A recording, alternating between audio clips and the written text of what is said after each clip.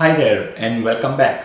For those of you who are joining first time, I am Hasid Thanki, the founder of presentation series called Intro to Individual Life Underwriting. Let's continue with resting ECG and we'll focus on waves, segments and intervals. In order to better understand the waves, segments and intervals, we need to recap and we need to correlate conceptually the electrical events that has been formed throughout the complete cardiac cycle. Okay, so we will correlate conceptually with these waves, segments and intervals.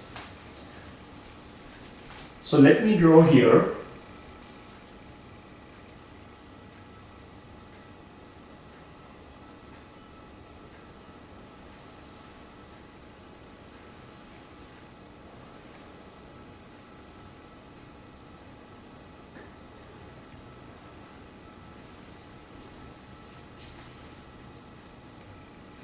Now, if you recall, the first electrical event that happens in the heart, okay, is the atrial depolarization.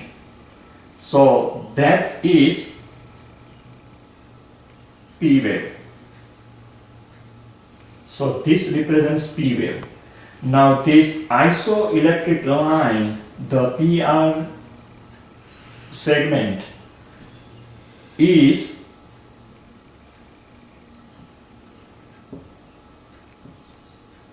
the fact that heart is silent at the time of the stimulation of the AV node and the needle doesn't move, and hence we see the isoelectric line. That's the PR segment. So that's second. So this is this one, this is this one. Now, as we know further what happens,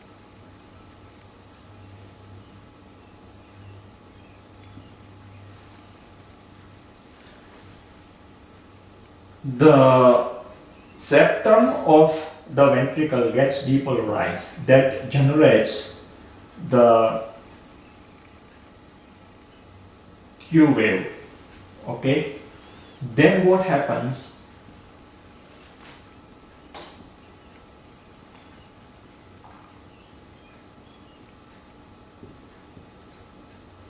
The major portion of the ventricles both gets depolarized.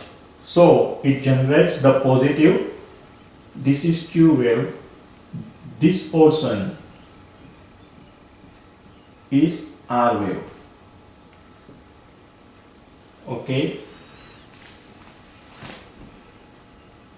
this from here to here, that's called PR segment.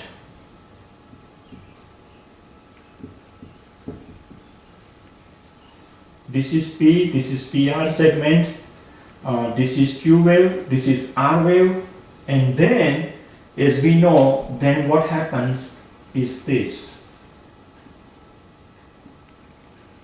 That after, there are three things that happens at the time of the depolarization of the ventricles. Septum of the ventricle that gets depolarized, then the major portion of the ventricle gets depolarized, and then the basal of the ventricle portion gets depolarized, and that generates this S wave.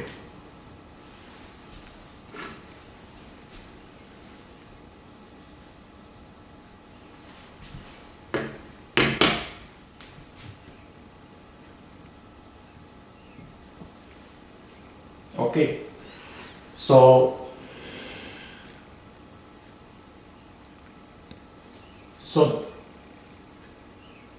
the P AV node, then okay, let me draw here likewise. So this is P, this is AV node, the PR segment. Now this one is a septum of the ventricle, so that is Q. Now this one is the R wave is this, okay, the major portion of the ventricle that gets depolarized, that is the R wave. Then this is the S wave. So S wave is because of the basal portion of the ventricle that gets depolarized. Then if you remember, as I was saying in my prior session, that both the ventricles are completely depolarized. So nothing further can happen at that point. So from here, that you know now per prior session, that's the J point. From the termination of the S till the beginning of the T wave, this isoelectric line is called ST segment.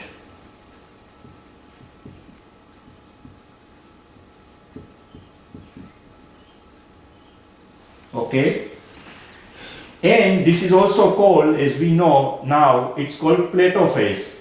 And then after the depolarization, the repolarization kicks in, and the negativity from outer myocardium of both the ventricles flows from outer to inner and then goes upward. So we see, and it's heading towards the negative electrode. So we see negative cardiac vector moving towards the negative electrode, so that generates the positive T wave. So P, Q, R, S, T. So those are the, remember your alphabets. So 1, 2, 3, 4, 5, 6. Now this 6 is here, okay, and the 7 is when, let me just draw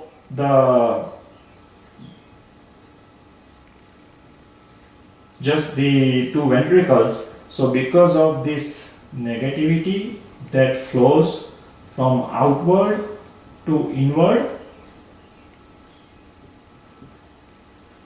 it generates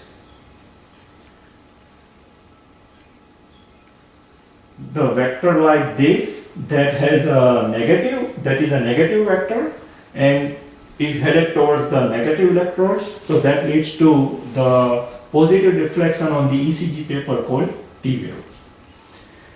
So these are the different waves, segments and intervals. So as I said, today we will focus on these three aspects: waves, segments and intervals. So what are the waves?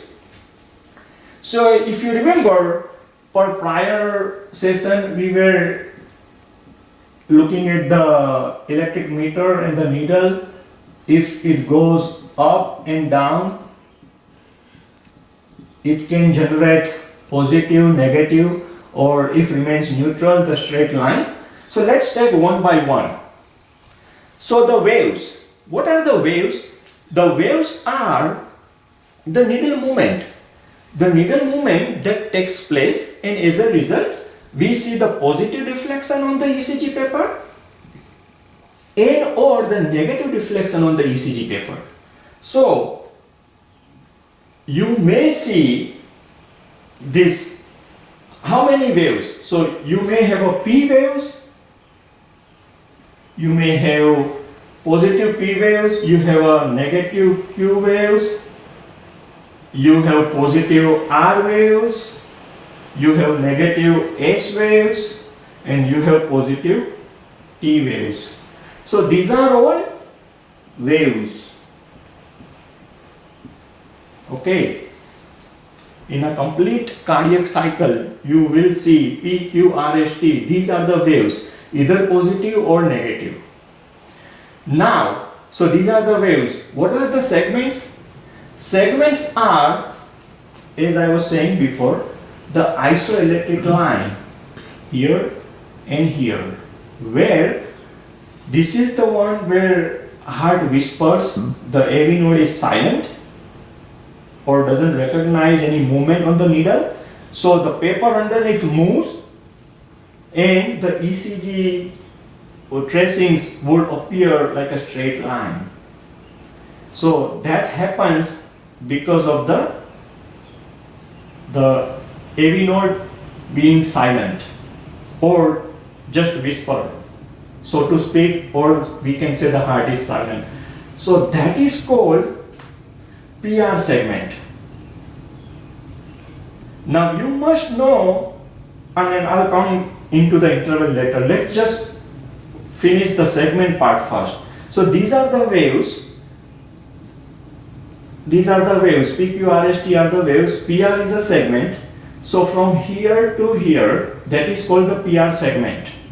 Okay. What happens here?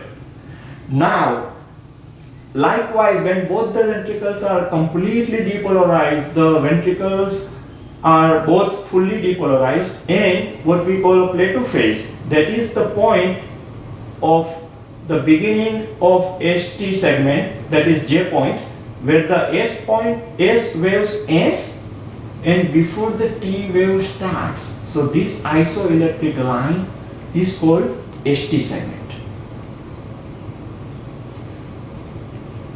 So now you know waves, now you know segments.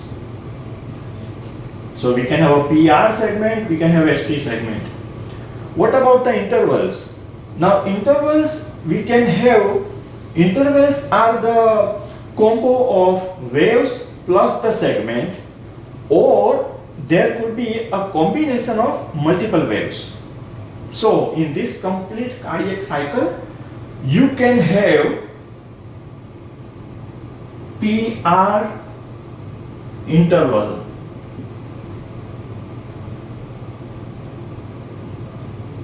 PR interval. So PR interval is the beginning of P wave and it covers up to the end of the PR segment. So make a note of the difference between PR segment and PR interval. PR segment is just the isoelectric line that starts at the termination of the P wave till the beginning of Q wave. That is called the PR segment. PR interval is the one where by definition there is wave plus segment. So it includes the P wave plus it includes the PR segment. So one interval that you can see in the cardiac cycle is a PR interval.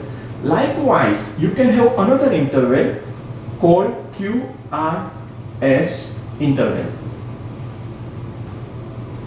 QRS interval starts from the beginning of the Q waves and it covers all the three waves, Q waves, R waves and S waves. So the QRS interval will start at the beginning of the Q waves and it will end at the J point, or it will end at a point where the S wave ends. So that entire three event that occurs in the ventricle is called QRS interval and is also called as QRS complex.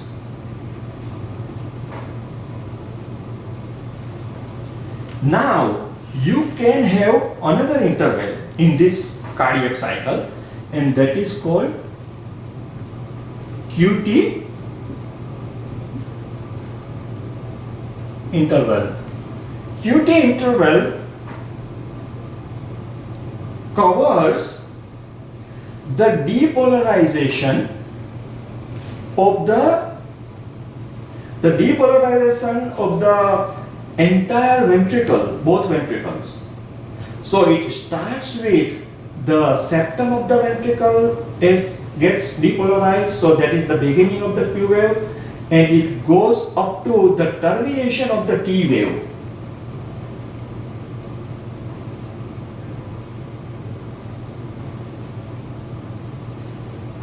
So it covers the entire septal depolarization of the ventricle, major portion of the depolarization of the ventricle, basal portion of the depolarization of the ventricle, the state of the plateau phase where both ventricles are completely depolarized,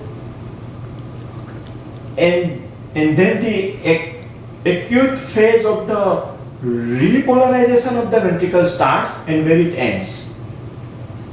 So when you look at the ECG, that means when you are looking at a QT interval, you know now that the QT interval represents the time it takes to complete the entire depolarization of the both ventricles all the way up to the repolarization of the both ventricles. So QT interval covers the overall event that occurs from the depolarization all the way up to the termination of the repolarization of the ventricles. And as we know that repolarization is slow, depolarization is fast.